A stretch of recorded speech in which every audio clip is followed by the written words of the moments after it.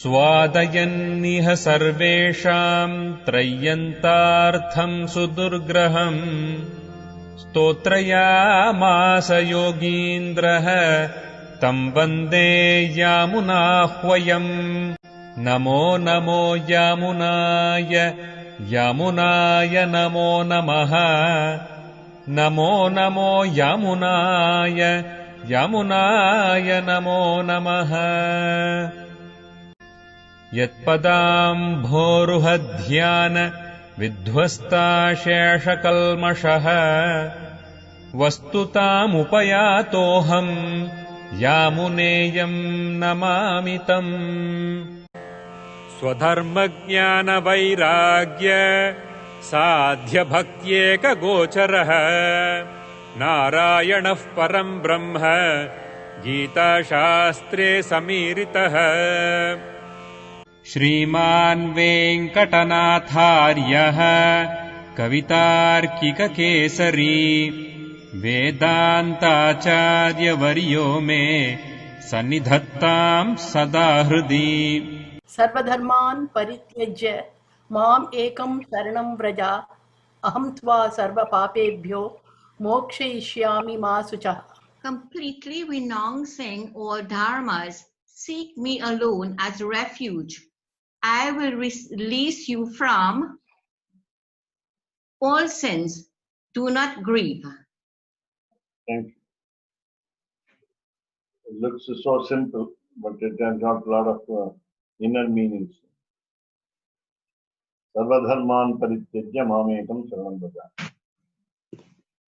This being the Charma Shloka, we are advised to practice it every day, every moment. So it's one of the mantras, what we call one of the three mantras, spells, powerful words, which makes us more and more devoted. Let's go to the commentary.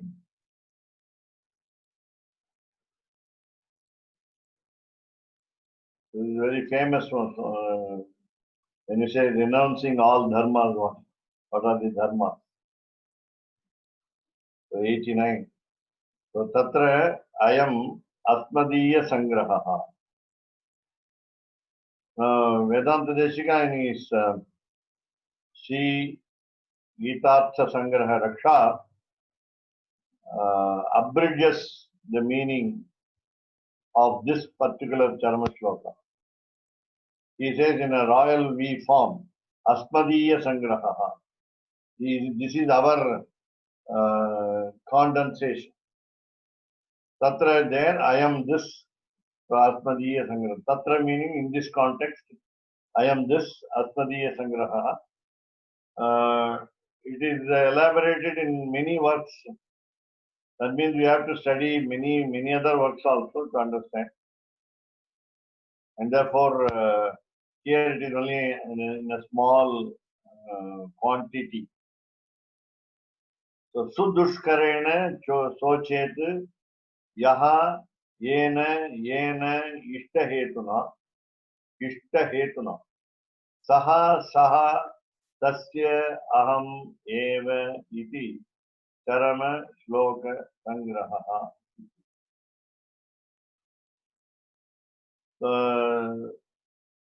First, so we have the individual soul. The individual soul has got his own reason liked by him. He likes the reason. Ishtahetuna. Rather, he may invents a reason. Ishtahetuna. So he gives sometimes lame excuse. Lame excuse also can have. So Ishtahetuna. So he gives his own reason. And then yena meaning by each one of the individual souls. So yaha who, soched yaha who, yena ishtahetuna, by the respective, other each individual soul has got some reason to say. Each individual has some plausible reason to say. So ishtahetuna. But again, that is also sudushkarena. There are two sides of this word.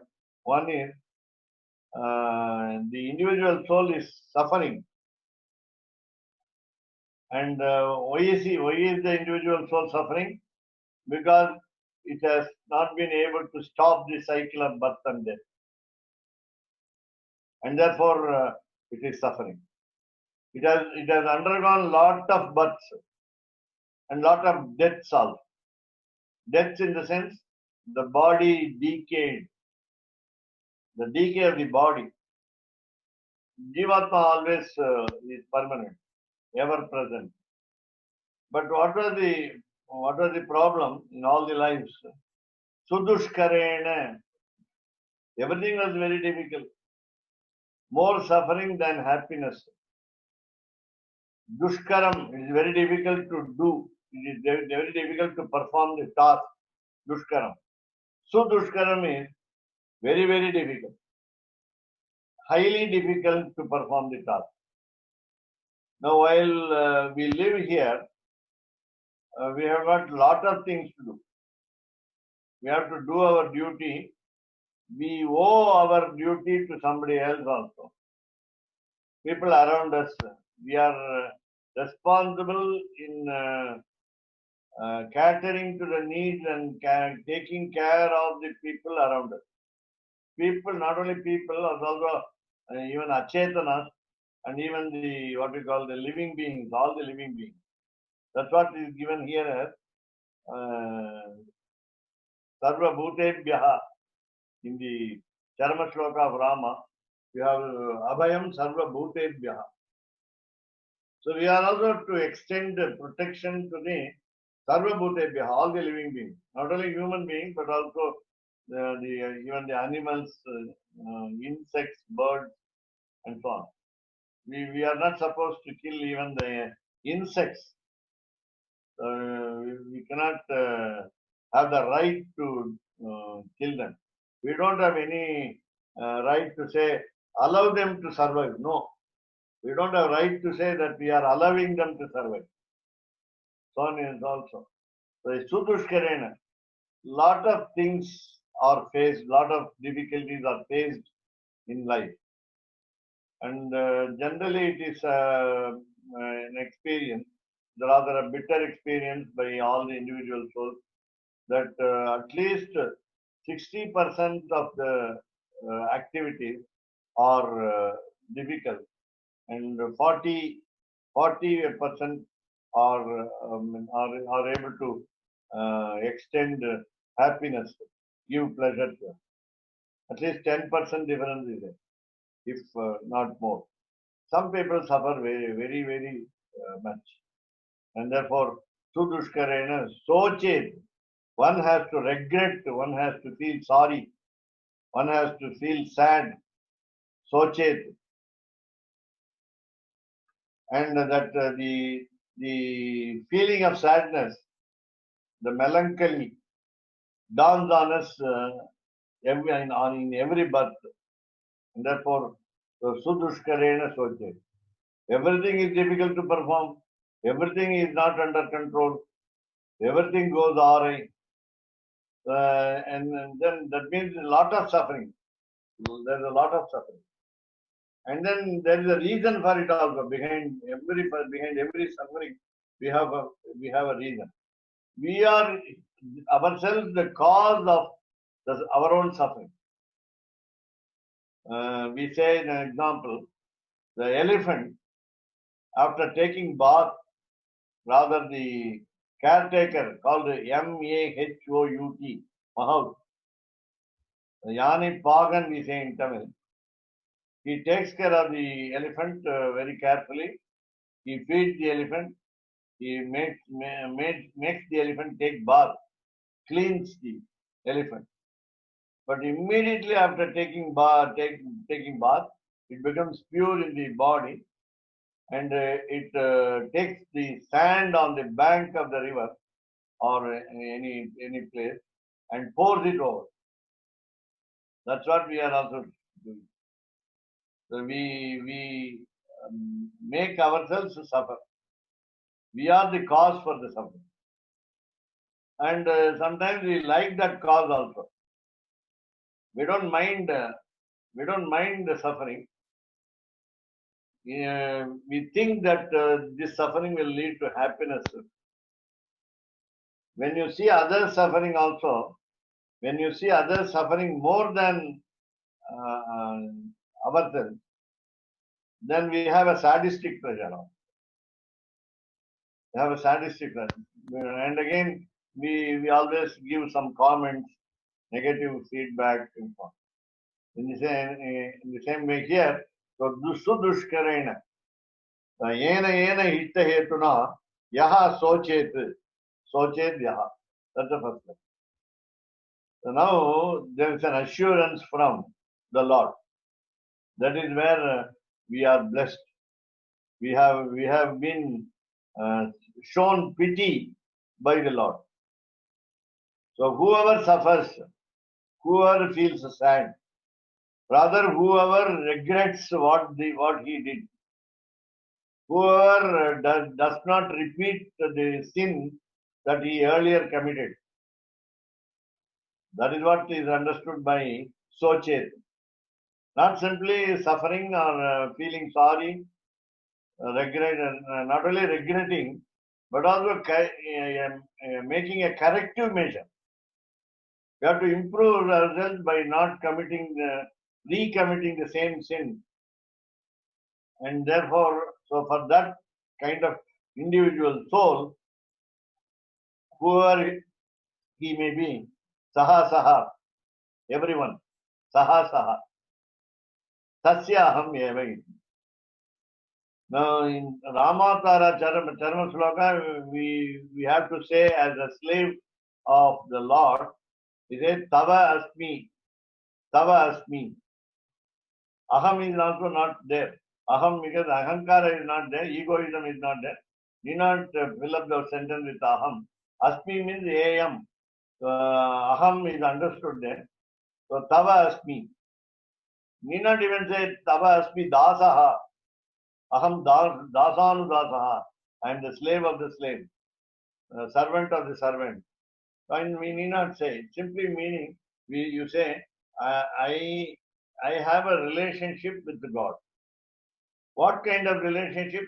9 types of relationship that we discussed earlier. So he is the master, we are the servant. He is the husband, I'm the wife. He is the protector, we are the protected. And so on. So it's some type of relationship is there out of the 9, or even you can say something else. And we cannot forget those relationships.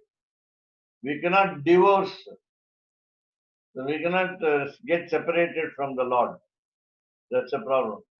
And therefore, we have, because we have Antaryami, the inner soul as the Supreme Soul as the inner soul. So in the second line, as you see, so saha cha tasyaham or asyaham. Tasyaham. So I belong to him. Lord assures us. Aham tasya. Whoever regrets and whoever doesn't repeat the sin, especially as we understand today in our particular context, that we have no necessity to perform prayaschitta prapatti, prayaschitta sharanagati.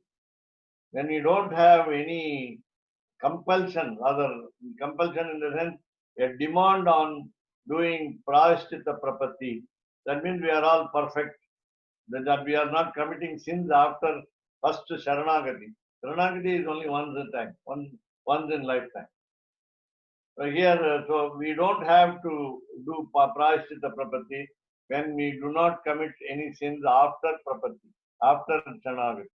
And therefore, such a person is saha. So tasya aham eva. Then I belong to him. He is my friend. Sakha, Arjuna, like Arjuna, he is my friend. Priyaha, aham sacha mama priyaha. Jnani to Atmaiva Matam. Atmaiva Me Matam. My inner soul is a wise man. Jnani to Atmaiva Me Matam. And he is one who thinks Vasudeva Sarvamiti, Samahatma Mama Priyaha. Samahatma Sudurlabha, the words are there. So we have the short expression. Aham Sacha Mama Priyaha. I am dear to him, he is dear to me. When he is dear to me, I am dear to him. When he is affectionate toward me, I am affectionate toward him. When he favors me, I favor him. So Saha Tasya. I am belonging to him. I am his property. He can use me. He cannot misuse me. He cannot abuse me. He can use me. He can use me for anything. For even small favor. This is what we call Charama Shloka Sangraha. The Charama Shloka Sangraha, the abridgment, the condensation of the preceding of the final shloka meaning.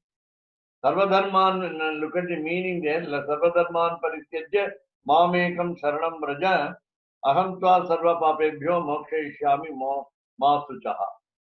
The word ma suchaha is contained in this commentary as tasya aham eva. Don't worry. Do not grieve. Don't feel sad. Don't feel sad. Because the Lord assures us by saying tasya aham eva. You need not be very impersonal like this. Tasya aham eva iti. Aham tava iti. Tava aham iti. That's all. I belong to you. I love you. None. Again, going back to the Charma Shloka, Sarvadharman Parityajya. So we are talking about the letter Saha in the second line. Saha Saha. Who is that individual soul? Saha. Saha means he. He. Who is that he? He who has given up, as it is said, Sarvadharman Parityajya. Who has sacrificed the thought of the fruits of one's own actions, one's own duty. Sarvadharman Parityajya. Mam Ekam Saranam Maja, one who surrendered to the Lord along with the Mahalakshmi. Mom, the mother. Ekam, the couple is one. If he has surrendered, if an individual soul has surrendered to me, associated with my consort, the couple, the divine couple, then he is Sa. That Sa is that Saha, the qualified Sa, the single letter Saha meaning he is qualified by all the words in the first line. Sarvadharman Parityajya Mamekam Sharanam Braja. The action has been done. Already Prapati is done. Sharanagati is performed earlier. So Mam Ekam Sharanam Braja. Again Ekam. There is no other God. Ananyarha Prayojanam. Ananyarha. Devatantara Gamanam is not there. No question of going to any other God. Aham Ekam. Only one person must be approached. That is me. And therefore, Sarvadharman Parityajya Mam Ekam Sharanam Braja. Already has fallen at the feet. That man is called Saha Saha Tasya Aham Evai. The second line, the whole second half, Aham Tva Sarva Papebhyo Mokshayishyami. When I dispel all these sins, Sarva Papebhyo includes all the former discussion on the three types of sins, namely Prarabdha, Sanchita, and Agami. So these three sins are absolved or deleted or dispelled by the grace of the Lord, and therefore, so that is what we call Saha Saha Tasya Aham Evi. Once I feel that you belong to me, that I remove all your sins. Sarva bhutebhyaha. Aham tva sarva bhutebhyaha. So each individual soul must make a prapatti. You cannot have a collective prapatti. You cannot have a what you call samuhikam, the society prapatti. Because Sri Ramanujacharya did in his lifetime, 120 years of lifetime. He fell at the feet of even a 5-year young girl, thinking her as, imagining her as Andal, Goda. So he has made a prapatti to the Lord. That is not enough. Sarva dharman parityajya. We cannot remain idle by saying ma karma te bhuhu. Karmanyevadhikarate ma phaleshu kadachana mate sangostu karmani. Mate sangostu karmani. Don't attach yourself to the action, but you cannot remain idle of. The problem is we cannot remain inept. We cannot remain idle. Again, karma ma phala kadachana ma karma phala hetur bhuhu. Mate asangostu karmani. You have to read it that way. Mate asangostu karmani. You cannot have detachment towards the duty. You have to do it.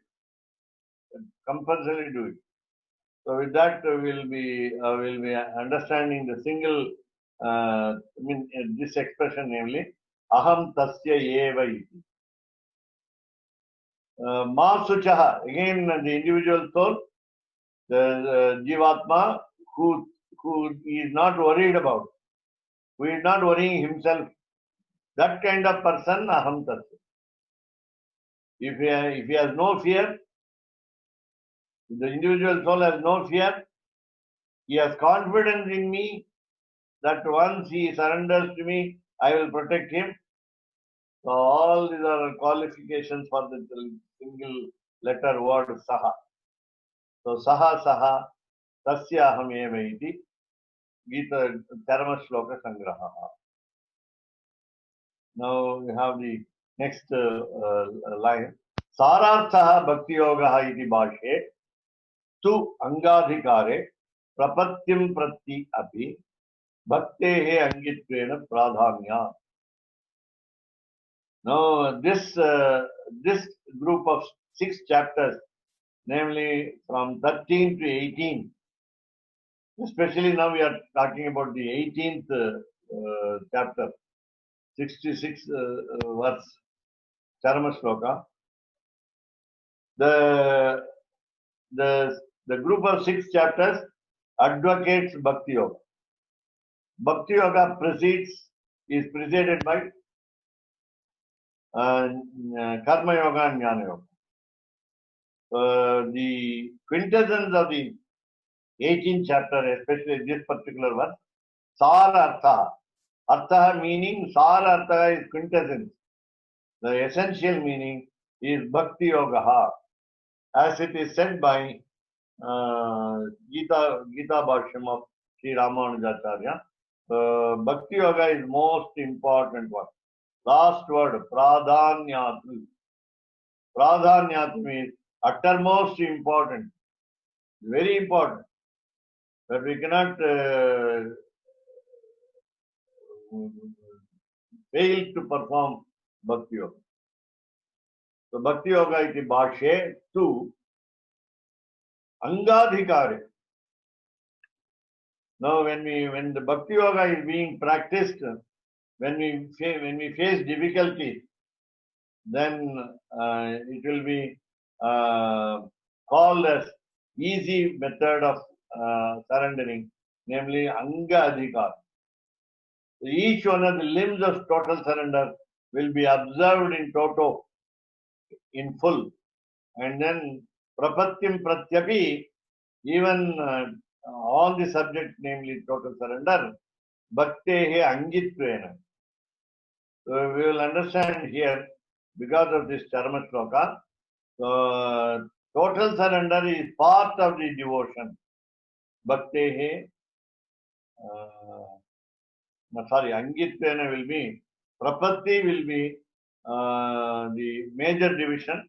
Bhakti will be a limb of the total surrender. Devotion will be a part of the total surrender, whereas total surrender will be comprehensively including Karma Yoga, Jnana Yoga, and Bhakti Yoga. The disciplines of action, wisdom, and devotion are all included under Prapatti. Because the Angitvam is the main object, namely Prapatti, will be understood as Pradhanyat because of its importance. Initially, Sarartha Bhakti Yoga, okay, but Bhakti Yoga is a part of Prapatti only. When we do Prapatti, it is the Bhakti Yoga is also included, and also, of course, Karma Yoga and Jnana Yoga. So, Pradhanyat means by its importance, by its uniqueness. Prapatti is the total picture of three yogas, namely Karma, Jnana, and Bhakti. And this is the commentary on it. And in order to understand Charama Shloka, namely Sarvadharman Parityaja, we need to study a lot from the Ragasya Granthas, what we call Charama Shloka Churuk, Charama Shloka Sangraha, and so on. Lot of study material is available on Charama Shloka. And we also have to study Adi Shankara's interpretation, Madhvacharya's interpretation, so many others also. What is the meaning of the Charama Shloka? And we will take it up if the commentary gives you elaborately. You were mentioning again about Prayaschitta property, that Prayaschitta property is not necessary if somebody doesn't do sin after doing Sharanagati. Right? Right. Okay, so my understanding is that Deshika Sampradaya, both the Chanacharya and the Deshika Sampradaya, Pancha Samskara is commonly called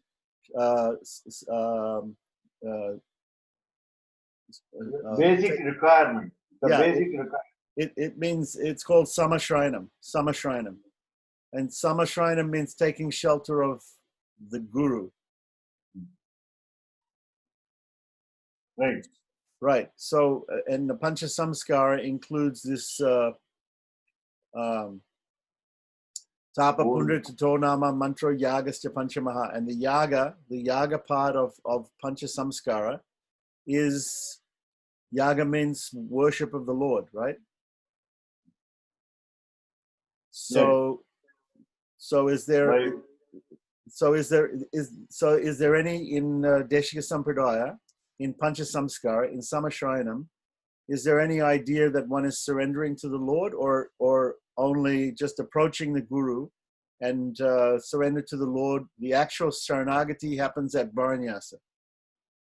We have the Deshika Sampradaya approaching the Guru. It's called Samashrinam.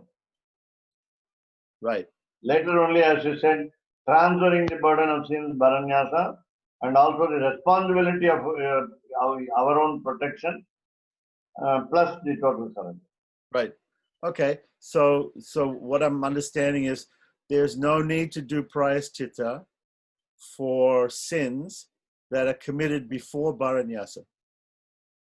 Yeah, because the very action is we are submitting our sins. Right. Okay. So basically the idea is that one can commit any sort of sin, and then at the end of life, is it normally done, Bharanyasa done at the end of life, or it can be done at any time, right? It can be done at any time. So some people are doing it in young age. Yeah. But very rarely. but generally people are waiting until old age. Yeah. So what happens if somebody doesn't do Bharanyasa? If somebody does, if in the Deshika Sampradaya, what happens to somebody who does Samashrayanam? They have Pancha Samskara, but they don't do the Bharanyasa, and they pass away before doing Bharanyasa. What happens to that person? That is why we have a saying that the tapta samskara, the symbol of the conch and the disc will be what we call the Aadhaar card or the identity, permit card to enter into Vaikuntha. It means that whether we have a proof of approaching a preceptor. That is one thing. So here, as you said, if one does not do Bharanyasa before passing away, then even then the moksha is assured, the emancipation is assured by the Lord, but maybe after another birth. I see. So Bharanyasa must be done at least in the next birth. Therefore, Lord may will that the individual soul will be born again. I see. So, like as in the Bhagavata story of Ajamila, that Ajamila, he chanted the name Narayana at the time of death, and the Yamadutas and the Vishnu Dutas came and they saw him, and both of them wanted to take him, and we know that the Vaishnava Chinna, the symbols of a Vaishnava are normally that he ye kanta lagna tulasi narinakshamala, ye bahumula parichinhita shanka chakra, ye vala lata palatebiki udva pundra, as you were saying to me, wearing the udva pundra, te Vaishnavaha bhuvanam asapavitra yanti, that the Vaishnavas has these symbols, external symbols, and if the Vishnu Dutas see this, or the Yamadutas see this, they should not take that person, but the Vishnu Dutas should take him. But it doesn't take him directly to moksha. He didn't take him directly to moksha, but Ajamil was taken to Rishikesh, and he had to do another birth, and in that birth he has to do the Bharanyasa. He has to do the actual property, because he didn't do property. He only chanted the name Narayana. Yes. And again, that refers to saying the name of the Lord Narayana at the end of life. He is according to the scriptures, because whatever we do in the fact end of the life, we are supposed to become that. Yeah, yam yam vapi smaran bhavan. In the Gita it says, whatever we think of at the time of death, that we will attain. Right. But Varaha Charma Sloka negates this. Right. So in Sri Vaishnava Sampradaya, there's no need for Antima Shmriti. Yeah. There's no need for Antima Shmriti, for remembering God at the time of death. But still, Ajamil, he remembered the name of Narayana. And normally we understand from the scriptures that Vaikunta Bhuvana Lokam Gamishyati, somebody who chants Narayana or Om Namo Narayana, or maybe Am Namo Narayana, whatever, somebody who chants Narayana is the most important part of the mantra. He goes to Vaikunta, but he may not go immediately, as in the case of Ajamila. He has to still finish his karmas. Is that right? Right. Okay, so just I was trying to understand exactly. So without doing Bharanyasa, there's no property. Bharanyasa is the one and only time that people do property. But and again, we have been discussing that people who do not know anything, they have not studied books, they don't know the limbs of surrender, nothing. Even then, how about their goal? how about achieving their goal, namely moksha, that is absence of birth and death. So their Lord gives them the grace. And of course, we do not know what happened, as you said, for another birth of Ajamela in Rishikesh. Uh, so it also happened with the Jada Bharata, who was also fond of a deer, and many births are offered to have all the requirements of a Sri Vaishnava Sampradaya. Right, but there's a difference between Ajamila and King Maharaj Bharata. Maharaj Bharata, at the time of death, he was thinking about an animal. He was thinking about a deer. Yeah. You know, he had a pet deer, and he was thinking about the deer, and therefore he had to attain the body of a deer. But so that was his Antima Shmriti. But Ajamila was thinking about his son. Also, he wasn't thinking about God. But the difference is he was chanting also the name of Narayana. So due to chanting the name of Narayana, he still had to take birth again, or he had to continue his life. I don't know exactly what. And he had to continue until he could do actual property, or he could actually do these things. So anyway, my question basically was, I just wanted to understand exactly that Sharanagati is the Bharanyasa.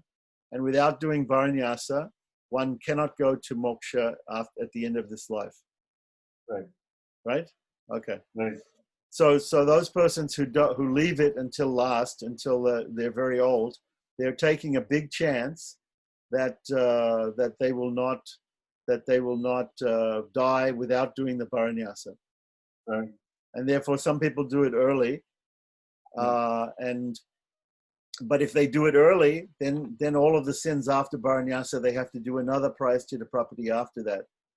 If at all. Right.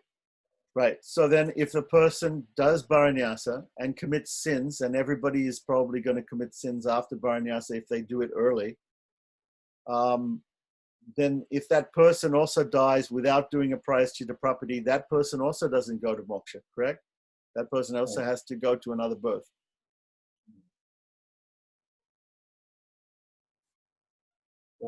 Simply a short commentary on Dharma Shloka. But of course, when Varaha Dharma Shloka assures protection, all protection. Aham nayami tad mad bhaktam. And then Paramam Gatim. I am taking to the highest destination. Right, Paramam Gatim, yes. Kashta Pashana Sannibham. Then he is just like a log of wood or a stone. Stone, yeah. But later on, he himself, Lord himself, thought that human beings will never correct themselves, and therefore they added some of the qualifications. In Ramavatara, just say Tava Asmi. In Ramavatara. In Krishna Avatara, you have a lot of things to do. Right. I think you know that my preference is for Ramacharma Sloka because of Sakrideva. that shows the Dhanacharya Sampradaya. Yeah, I'm more partial towards Ramacharma Sloka. Okay, so Sarva Papebhyo here in Charma Sloka, I want to ask a question about Sarva Papebhyo. Why doesn't Sarva Papebhyo here in Charma Sloka mean also future sins? Yeah. Because we can say all my past sins. Right. It seems like the Deshika Sampradaya is saying that if you surrender, all your past sins are forgotten, but not your future sins.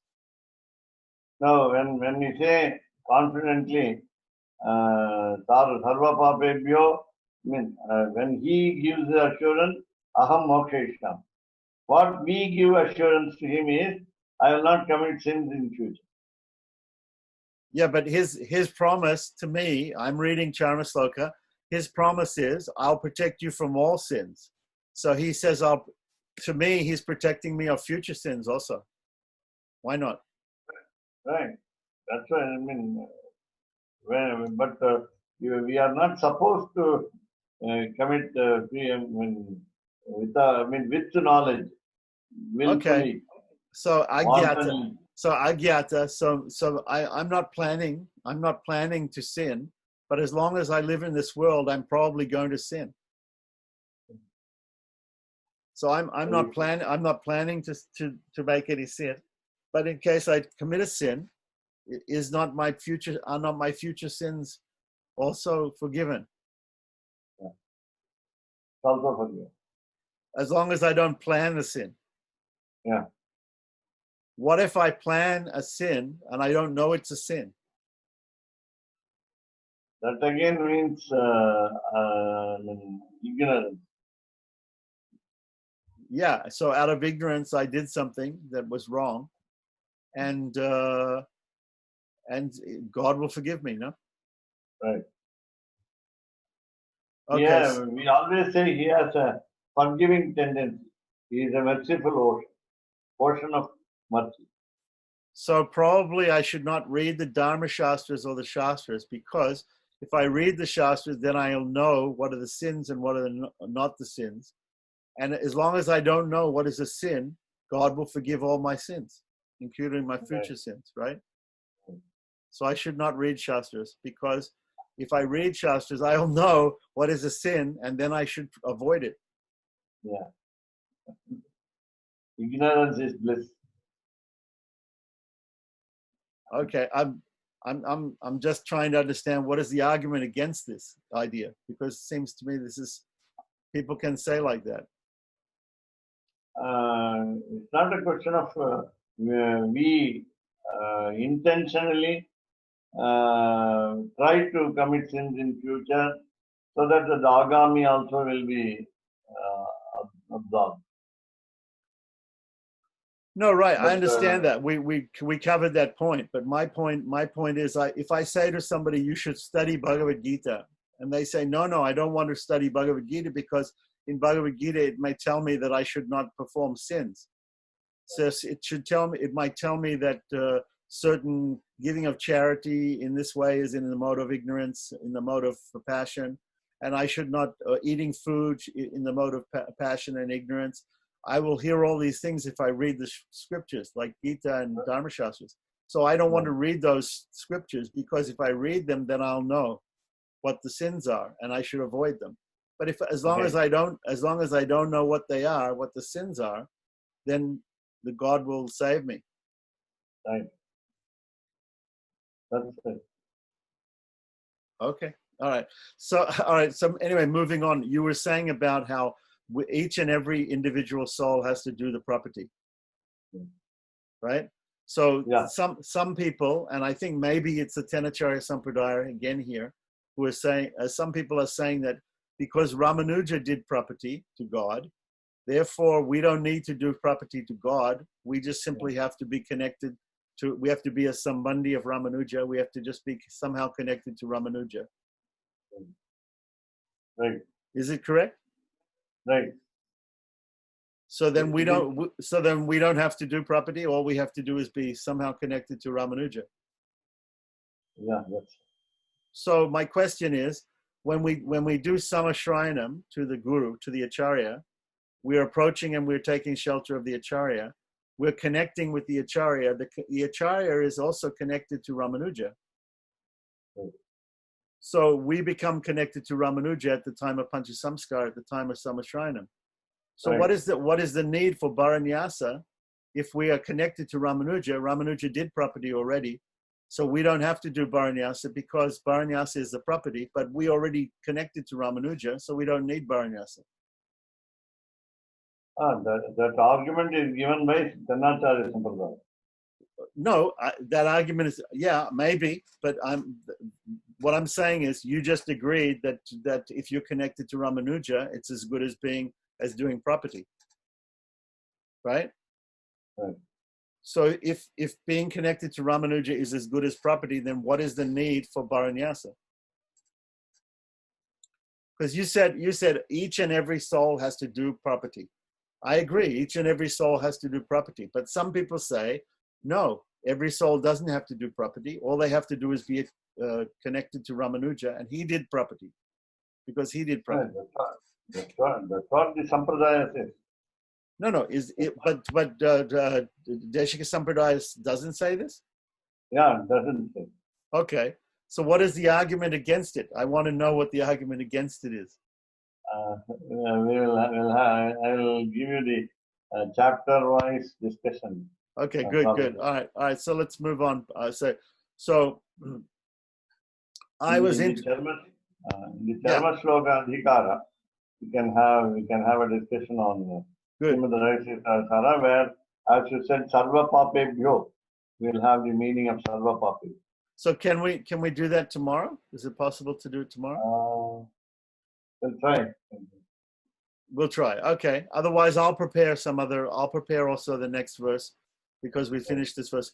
Okay. So moving on, my next question to you is, why is it said that in the commentary that Bhakti Yoga is the pradhana? The word pradhana is used.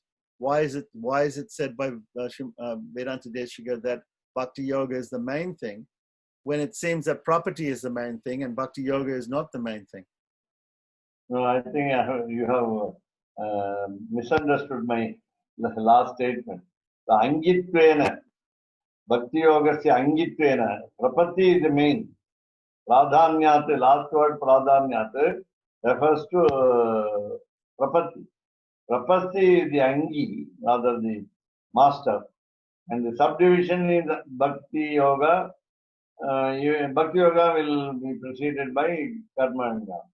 You can say a cluster of three yogas: Karma, Yoga, Jnana Yoga, and Bhakti Yoga. These three come under Prapati. Okay. So again, yes. So yeah, I understand. So what you're saying that Bhakti Yoga is an anga of property. Right.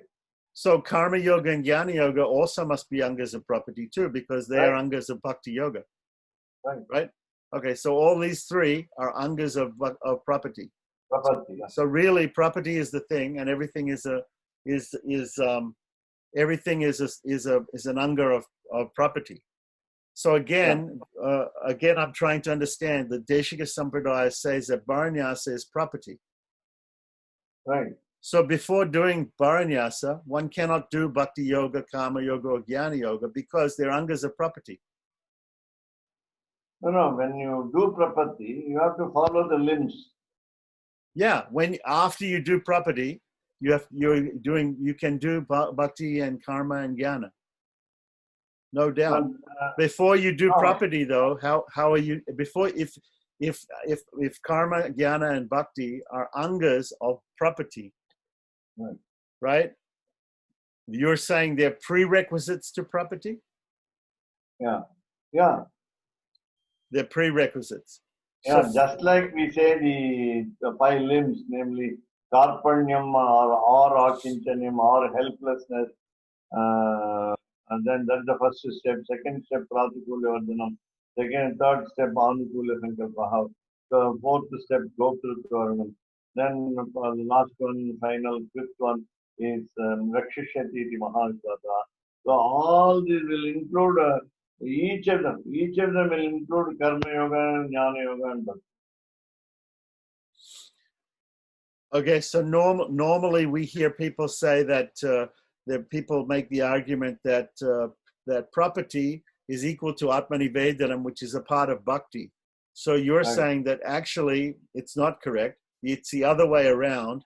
That Bhakti Yoga as well as Karma and Jnana are actually angas of property rather than property being an anga of Bhakti Yoga. Right? Okay, good. Right. Okay. So in the case of your Navavidha Bhakti, 9 types of devotion, starting with Shravanam, Kirtanam, Vishnoho, Smaranam, and so on. So all these 9 types of devotion, as you know, I mean, we call it Bhakti Yoga. In the Bhakti Yoga, The very word Shravanam, you are hearing, you are doing the action of hearing, Shravanam. That is the Karma Yoga. The Karma Yoga is already there, Shravanam. Shravanam.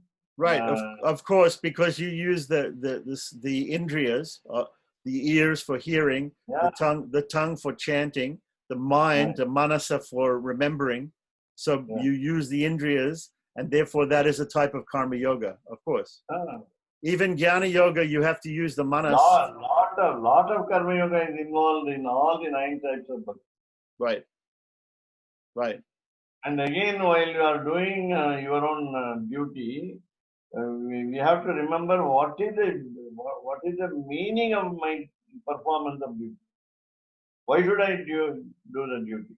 The thought also there goes in, so that the Jnana Yoga is also involved. When all recommend you listen to the names of the Lord chanted by someone else, Shravanam, so you are asking, you ask yourself the question, why? Why should I listen to Shravan? Why should I hear? And then there the Jnana Yoga works. So it's a part and parcel of both Karma and Jnana Yoga are part and parcel of Bhakti Yoga, and all the three are angas of Prapatti. And while we practice Prapatti, that is do Prapatti, these are the basic requirements. Without this, you cannot say, I go to the preceptor, fall at his feet, the surrender is over, otherwise called Bharanyasa is over. No, Bharanyasa, even the Bharanyasa, when we are not able to atone for the sins committed by us, we approach a preceptor and transfer the burden of sins. If we can do by ourselves the prayaschitta for every sin that we commit before doing Prapatti, that involves our action and Jnana Yoga, Karma Yoga and Jnana Yoga. And with a lot of devotion, we say that we will try to absolve release ourselves from the sins committed by ourselves. And therefore, in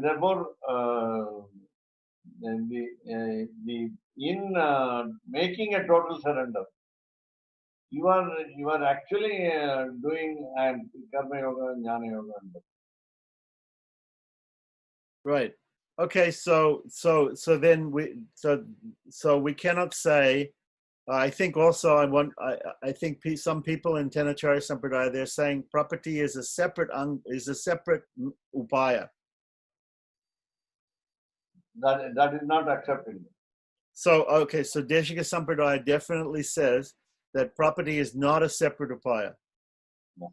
It's not a separate means. Right. It's connected with all these other karma yoga, jnana yoga, and bhakti yoga. Right. That just like we saw previously, just like we saw previously, that Vedanta Deshika was saying that verse 1865, which mentions karma yoga, jnana yoga, and bhakti yoga, are also should be included along with 66. These are the considered by Vedanta Deshika to be the last commands or the final commands of Lord Krishna. Even though the Deshika Sampradaya doesn't give people Gita Sloka 1865, still you consider these two to be inseparable, right? They're all together. Right. And property is not, because property is taught in the 1866 in the Charma Sloka, but these other yogas are Bhakti Yoga, Karma Yoga, and Jnana Yoga are taught in 1865. Still, they're important in property. They're important parts of property, and property cannot be considered as a separate upaya. Okay, I understand. But the Tenacharya Sampradaya does say it's a separate upaya. Yeah. Okay. So for the Tenacharya Sampradaya, therefore, the interpretation of Charma Sloka could also be that this Sarva Dharmam Parityaja could include Karma Yoga, Jnana Yoga, and Bhakti Yoga. Am I right? Oh, then I think we are similar in interpretation. Namely, when it is not it's not a question of sacrificing or giving up your your duty, but the fruits thereof, the Right. results. Palatyaga. We are not supposed to be idle, inert, and remain quiet. That is Right. not recommended by Sarva Dharma Antaridya. Sarva Karma Phalatyaga. Sacrifice of the fruit of the action, not action. Right. So I think Wrongly understood it. I think no, I understand. Direct meaning. I think Adi Shankaracharya, when he gives his commentary on Charamasloka, he's saying that action itself should be given up. But previously in the Gita, Krishna says action can never be given up. Even he performs action. So Shankaracharya is wrong when he says action should be given up, and we agree action should not be given up. But you're saying the palatyaga, the mentality, like sattvika tyaga, the mentality that we are doing the action and the mentality that we get the fruit of the action, that has to be given up. That's the thing which has to be given up. So, but the Tenacharya Sampradaya is also saying, on top of this, that that doing karma, jnana, and bhakti for the purpose of moksha should be given up. We're not saying to give up doing karma, jnana, and bhakti, but we're saying to give them up as a means, as an upaya. We are giving them up as upayas, as means to moksha. Right. So you agree that that they are not upayas, or not? Yeah, we always what we call fuse these upayas with the Lord and say Lord is the main upaya. Right. Okay. So I see. So the subtle distinction between Tenacharya and Deshika Sampradaya on this point is that the Tenacharya Sampradaya, they say that property is the only means and the Lord is the only means, and the Deshika Sampradaya says yes, the Lord is the only means, but that also includes all these things: property, Kama Yoga, Jnana Yoga, and Bhakti Yoga are all included. But He is the main. He is the means. I understand. Okay. So then these are all minor upayas. The major upaya is the Lord. Right. Understand. Okay. So then now my last question, my last point here is I want to know. You were saying that every soul has to do the property, and not just approach the acharya. Approaching the acharya is not property, right? Doing Right. sharanagati to the samashrinam, doing samashrinam to the acharya is not property. So then, is there any proof that the Madhura Kavi Alwar did property? Because he praises his acharya Nam Alwar in Kananun Siddhamba, but he doesn't. Where is the evidence that he was a prapana? He was a prapana to the preceptor. But prapana, being a prapana to the preceptor, like we said, is it enough? Yeah, that's what he advocated. Now today there was a discussion. The Pranava syllable, when it gives a lot of meaning here, I'm going to tell you all the inner meaning also. Ananyarha Sheshatvam is it. We are all slaves to or servants of God, and we are not servants of any other being except by some condition. Condition is today you are working in a company and your boss is your master and you have to obey the master, and that is because of what we call upadhi, condition. Whereas we are all nirupadhika sheshas, we are all slaves without any reason whatsoever to the Lord. And of course, we cannot explain it because it is reasonless. I cannot give you the reason because it is reasonless. It is not a question of reasoningless. It is reasonless. Not that you cannot reason it out, But the Nishkaranam, Nirupadhi, otherwise Nirupadhika. Now, with regard to this, you brought the point that Prapatti, in Prapatti, as well as following Karma Yoga, Jnana Yoga, and Bhakti Yoga, there are two categories of people. Those who want moksha and those who don't want moksha. Those who do Prapatti for moksha and those who do Karma Yoga, Jnana Yoga, and Bhakti Yoga not for moksha. There are two categories of people. So we are now talking about prapannas who do prapatti, who do total surrender, not even for moksha. Again, there is nobody wants moksha. What is that moksha? Whether it's called kaikaryam. What is kaikaryam? Why should we do kaikaryam service? That is for preeti of the Lord.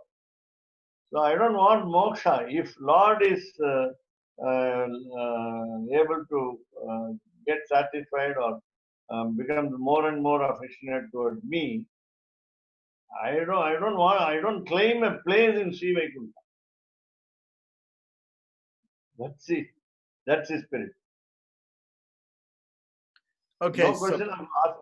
No question of asking for moksha, aspiring for moksha through these yogas or even prapatti yoga. Prapatti is also a yoga.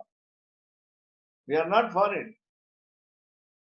It is enough that the Lord gets pleased. Right. So, and if at all to make him get pleased, we have to do service. So in order to do service, what we call faultless service, we need a place for aprakrita desha with aprakrita sharira for all of us. That is where we need a residence in Vaikuntha, but it is not very important. Not very important. It's behind the screen. It's not relegated to the background. The reaching of Vaikuntham or moksha is only secondary.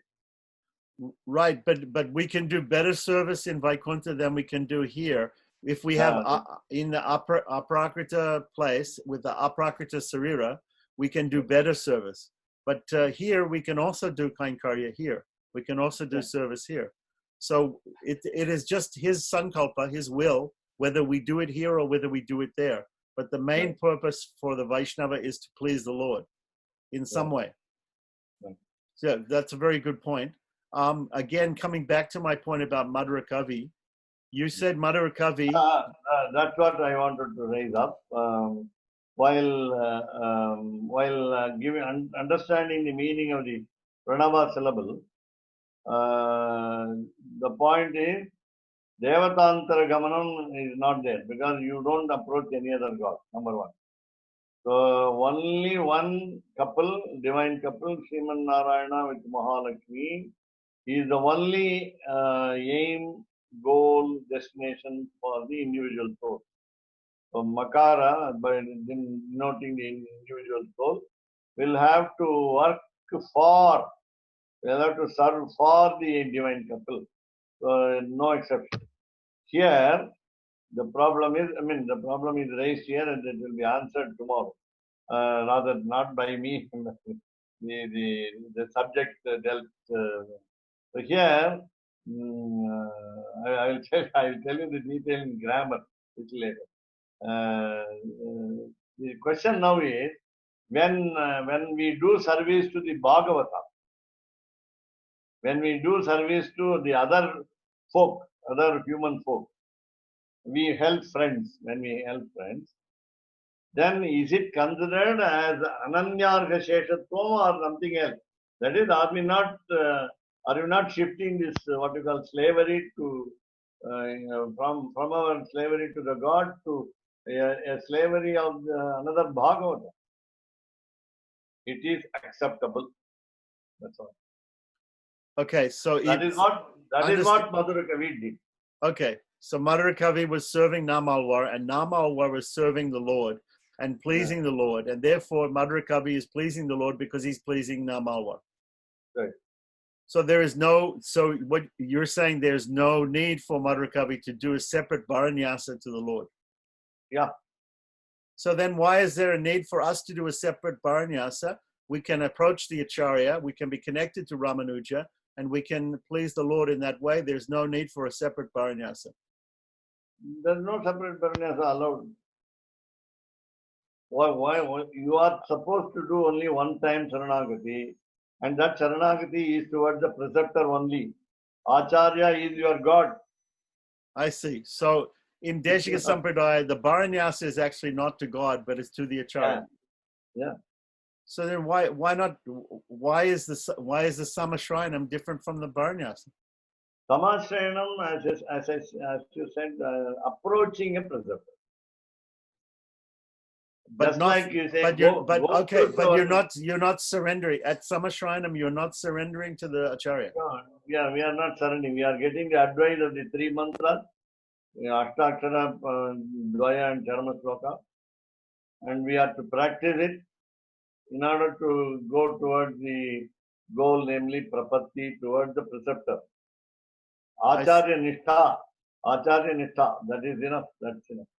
Right. That is the end in itself. Right. As Tilalakacharya mentions Acharya Abhimanam.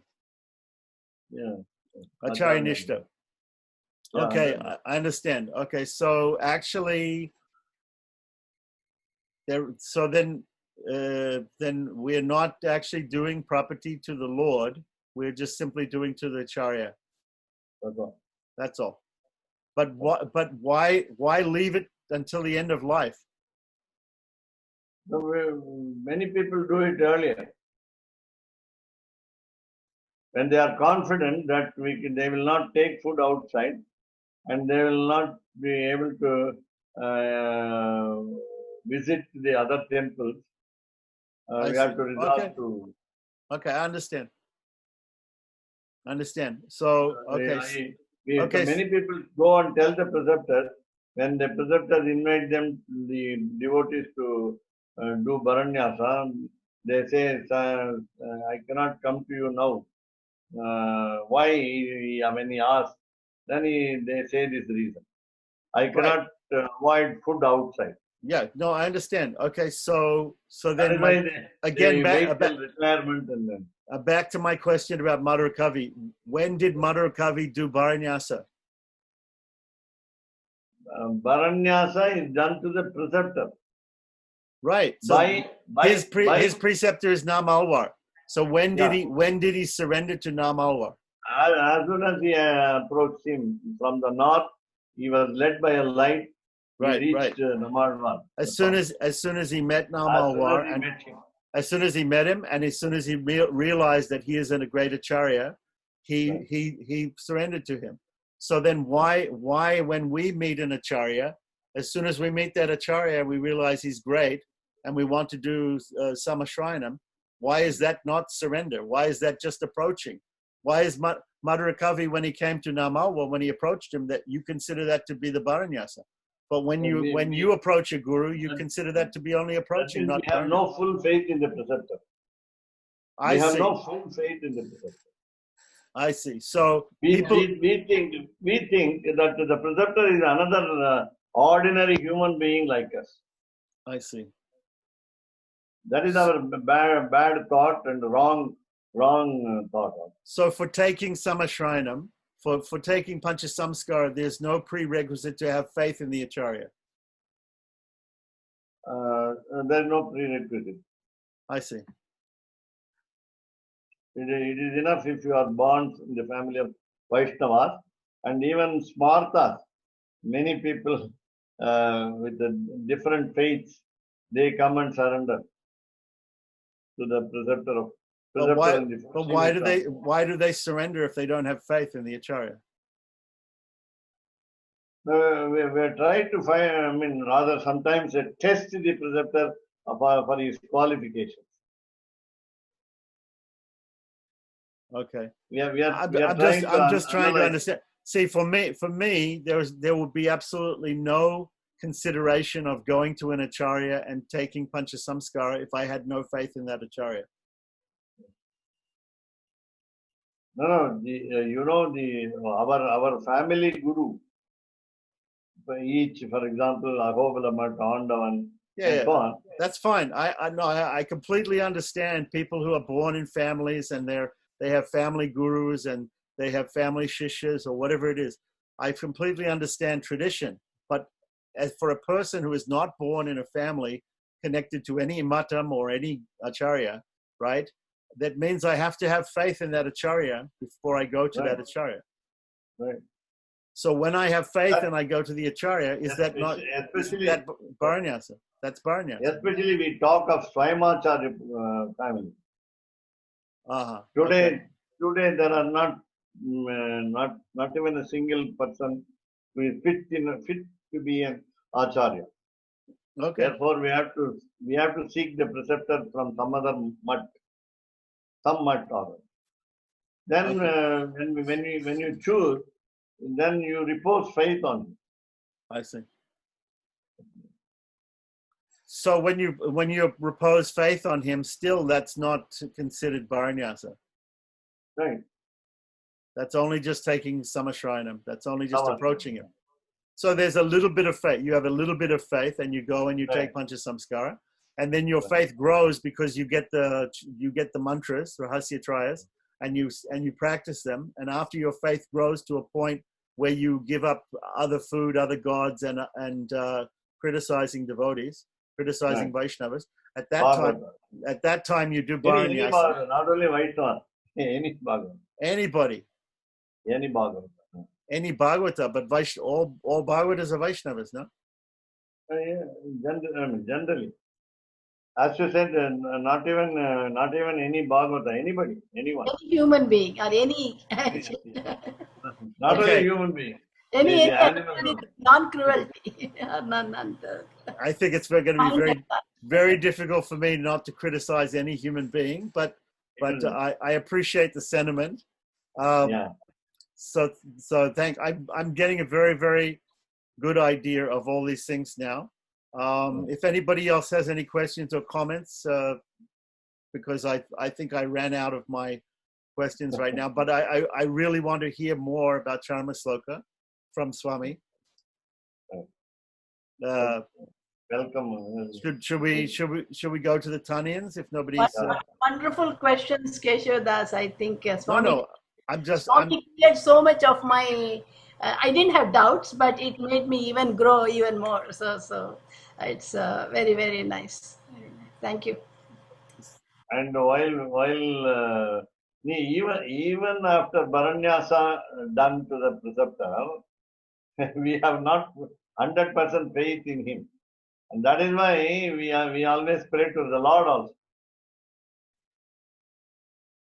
No, there are so many prayers. Divya Prabandhams are there, scriptures are there, Shastras are there. We study Srimad Raghasya Tresara. Because we have an ideal for Vedanta Deshika there. We don't see that Vedanta Deshika in the present preceptor. That is our problem. Just to quote the example yesterday, Ariyashinger, 46th Ariyashinger was saying, he was praising Venkata Ramana Dikshita. He knew him from childhood, and he was so orthodox, so perfect in his Anushtanam and path. And then he initiated a project called Sagasra Gayatri Sat Sangam. Then Arishinger asked all of us, all people of all faiths, no, whether he belongs to such and such mutt or not. No, he asked all of us, all the people, to chant Gayatri 1008 times, three times a day. And many people would say impossible. So then he said, take a holiday, take some weekends. We are doing only once in a year, 1008 Gayatri. So don't do that way. Do that way. Do at least 108 3 times a day. 108 each 3 times a day. And then 1008 whenever you find time. Now again, as you said, when chanting Gayatri, what do we gain from chanting Gayatri?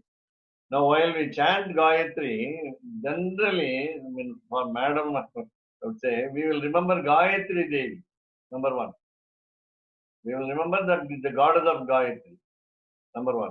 Number two, again, we have a what you call prayojanam in our advantage in our mind, namely, Gayantam Trayati iti Gayatri, one who is singing, it will be protected by the goddess, by the mantra, by the very mantra, very spell, words. Okay. Next, who is the base for this Gayatri? Who is the Devata, the god or goddess of this Gayatri?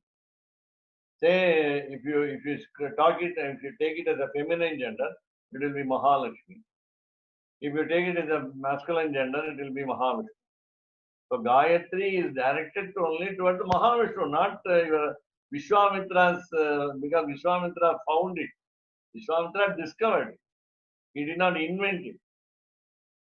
So Vishwamitra is supposed to be the author of Gayatri. Okay. So coming to this one, again after chanting Gayatri, then we have disbelief over the preceptor. Why?